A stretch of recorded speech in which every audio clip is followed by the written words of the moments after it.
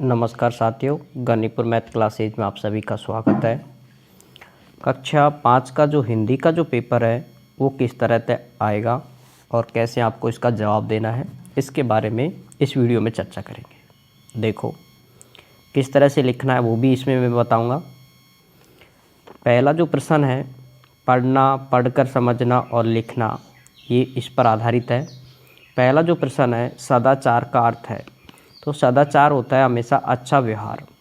बे answer. तो यहाँ पर आपको इस पर टिक नहीं करना, यहाँ पर लिखना है बे। ठीक है।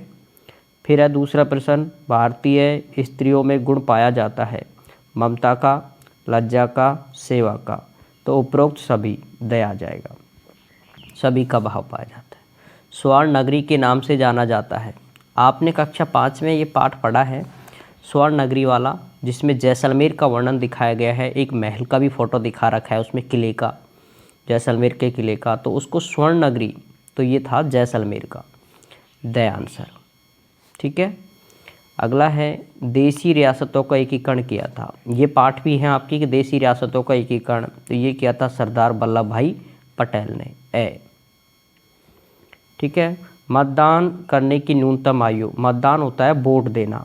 ठीक है, वोट देना, वोट देते हैं हम, उसकी बात कर रहा है। उसके लिए उम्र होती है 18 वर्ष। ठीक है, 18 वर्ष। आगे देखो, बहुत अच्छा पाठ था ये। बालक ने अंतिम दिन चवन्नी कुएं में क्यों नहीं फेंकी।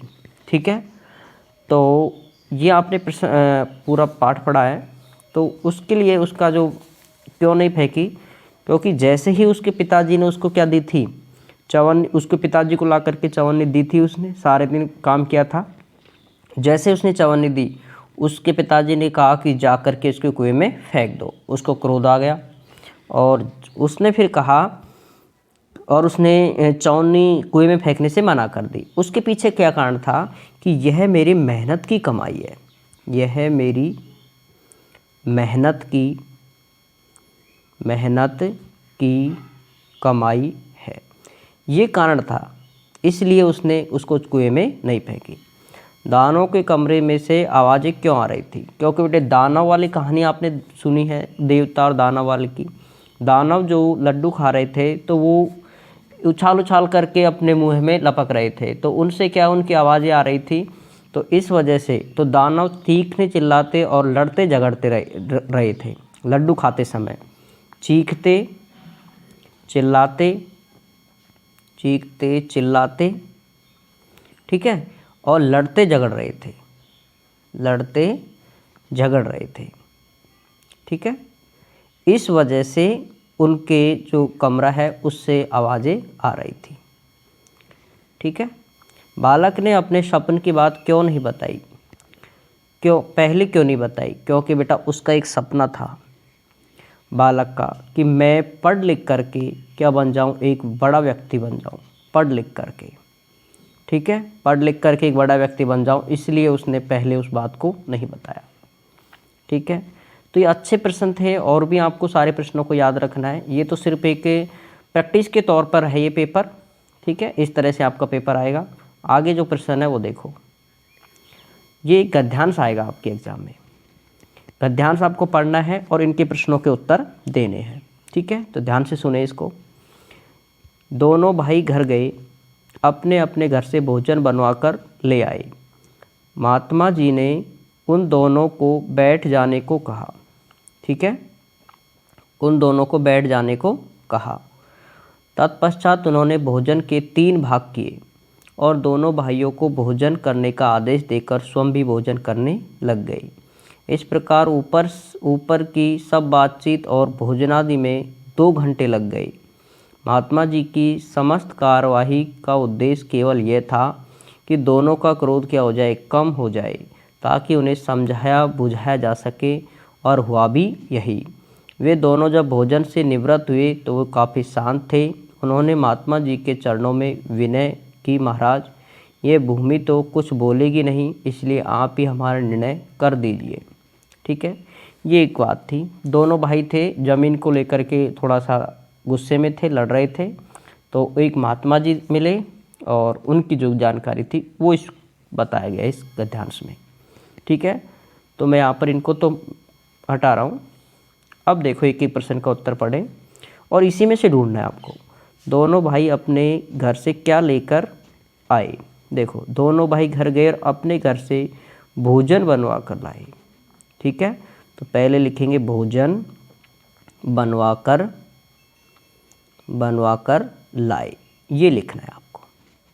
ठीक है, दूसरा देखो भोजन के कितने भाग किए। तो भोजन के उन्होंने कितने भाग किए, देखो 3 भाग किए, तो यहाँ पर लिखेंगे आप 3। ठीक है, आगे है बातचीत और भोजनादि में कितना समय लगा। तो बताओ कितना समय लगा। देखो दोनों भाइयों में भोजन आदेश के लिए और ऊपर से बातचीत और भोजन आदि में लगभग 2 घंटे का समय लगा, तो यहाँ पर लिखेंगे आप बेटा 2 घंटे। आगे है समस्त कार्रवाई का क्या उद्देश्य था। तो ये बात भी लिखी हुई है, देखो इसमें समस्त कार्रवाई का जो उद्देश्य था, यहाँ देखो समस्त कार्रवाई का उद्देश्य था कि दोनों का क्रोध कम हो जाए, तो यहाँ पर लिखेंगे दोनों का क्रोध कम हो जाए। ठीक है, ये आपको लिखना है। फिर आगे है कुछ प्रश्न है। 12 महीने में कितने होते हैं बेटा, 1 वर्ष होती है, द आंसर आ जाएगा। ये आपको खाली स्थान है जो आपने पाठों में पढ़े होंगे।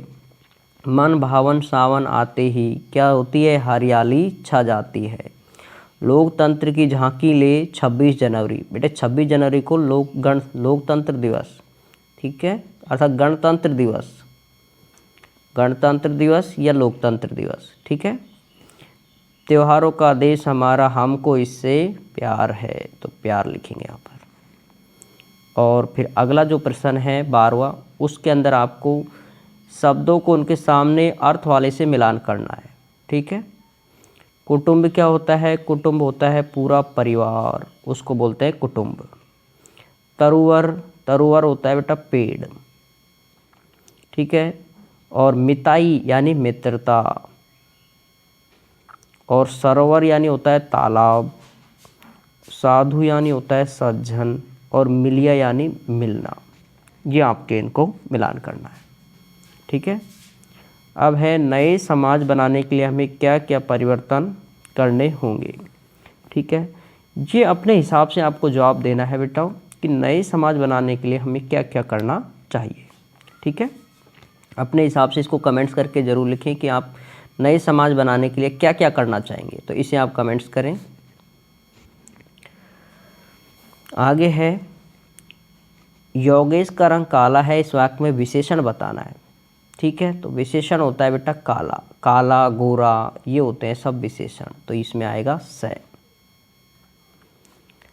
उपयुक्त निम्नलिखित मुहावरों का वाक्य में प्रयोग कीजिए। 9 2 11 होना। 9 2 11 का मतलब होता है क्या, भाग जाना। आँखों का तारा होना मानी बहुत प्यारा होना। मन मारना इसका क्या होगा, जैसे हम किसी कार्य को करते हैं फिर कहते हैं मन मार के उसको कार्य को करना, मतलब मन नहीं होने पर भी उस कार्य को करना। ठीक है, मन नहीं होने पर भी उस कार्य को करना। ठीक है, आगे इसमें आपको उपसर्ग लगा करके, यहाँ पर आप इसे थोड़ा सा उतार लिया करें। आगे जो प्रश्न है उसको देखें। ए उपसर्ग लगा करके 3 शब्द बनाने हैं। ठीक है, अब ए उपसर्ग क्या होता है उसके बारे में देखो। ए उपसर्ग के बारे में जानकारी है, तो ए उपसर्ग होता है, तो जैसे फर्स्ट जो शब्द बनेंगे वो आपको बनाओ, जैसे ए उपसर्ग लगाना है लेकिन पहले। ठीक है, तो यहाँ पर थोड़ा और मिटा रहा हूँ मैं।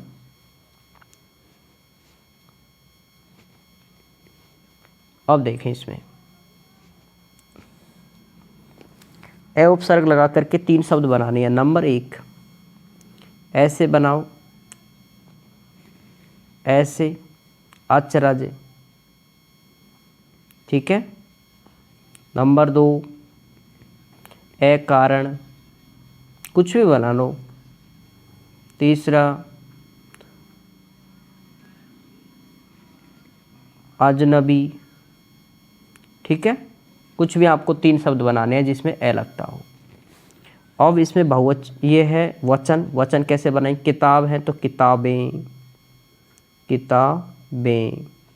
लड़का है तो लड़के, बकरी है तो बकरियां। बकरी में बकरे नहीं होता बेटा, बकरियां होती है, ठीक है।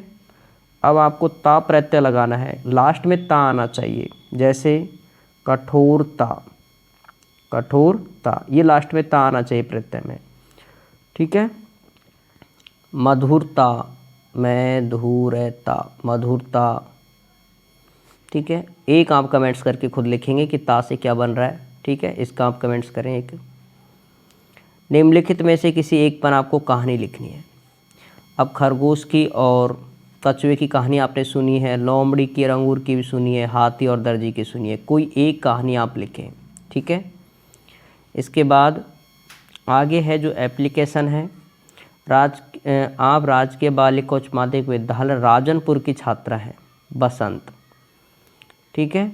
अपने प्रधानाध्यापक को भाई की शादी में 3 दिन के लिए अवकाश।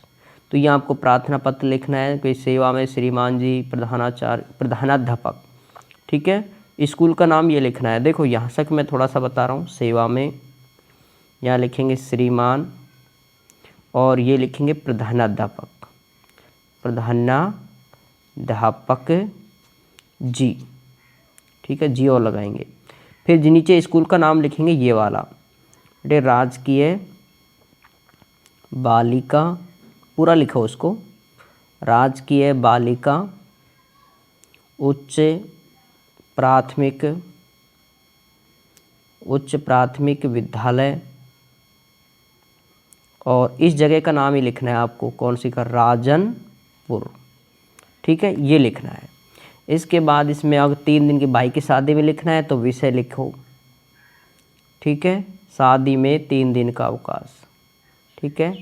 शादी के लिए 3 दिन का अवकाश, ऐसे लिख दो। फिर आपको लिखना है क्या? महोदय, और फिर आपको इनके पूरे का जवाब देना है, ठीक है। अब आगे देखो, बहुत अच्छा प्रश्न है ये। वर्ग पहेली है, ये बनी हुई है एक पहेली। इसके अंदर आपको प्रश्न बने हुए हैं, ये प्रश्न पूछे हैं, इनके आपको जवाब देना है। देखो कैसे देंगे, बहुत ही सरल प्रश्न है ये। फल का नाम, इसमें से ढूंढो बेटा फल का नाम क्या बन रहा है। तो आप देखो इसके अंदर आम में फल का नाम क्या बन रहा है? आम। दूसरा है एक लड़की का नाम, तो लड़की का नाम देखो राधा, क्या बन रहा है? राधा। अग्नि का पर्यायवाची, अग्नि का क्या होता है? आग, तो देखो आग, आग बन रहा है, ठीक है। जिसमें पौधे लगाए जाते हैं, ये आप कमेंट्स करके बताएंगे किस में लगाए जाते हैं पौधे, और उनका नाम भी आप लिखेंगे इसको। एक व्यक्ति का नाम देखो, तो एक व्यक्ति का नाम ढूंढो, इसमें कौन सा आएगा? व्यक्ति का नाम, व्यक्ति का नाम देखो राम है, राम है। फूलों का रस चूसने वाला क्या होता है? भौरा, ये देखो भौरा, ठीक है। और इसके बाद आपको एक लास्ट प्रश्न है जिसमें आपको निबंध लिखना है। मेरे लिए मोबाइल का उपयोग, मेरे विद्यालय और रक्षाबंधन। कोई भी एक निबंध लिखना है आपको, ये आपके 6 नंबर का आएगा। इस तरह से आप पूरे पेपर को अच्छे से हल कर सकते हैं। अगर कोई क्वेश्चन आपको समझ नहीं आ रहा तो कमेंट्स करके ज़रूर बताएं, ठीक है। और अपने इस वीडियो को अपने दोस्तों को भी बताएं।